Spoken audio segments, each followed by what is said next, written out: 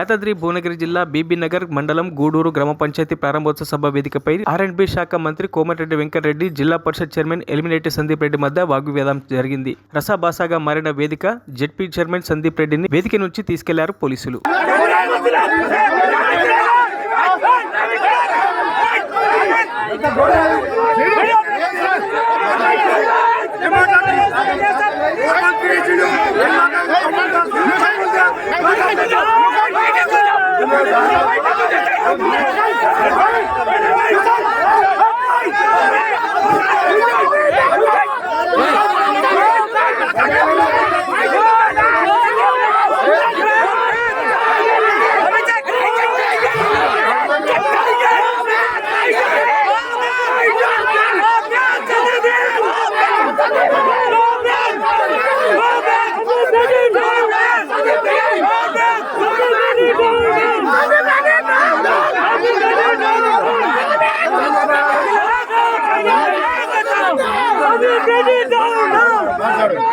మరిన్ని అప్డేట్స్ కోసం మా ఛానల్ని సబ్స్క్రైబ్ చేయండి.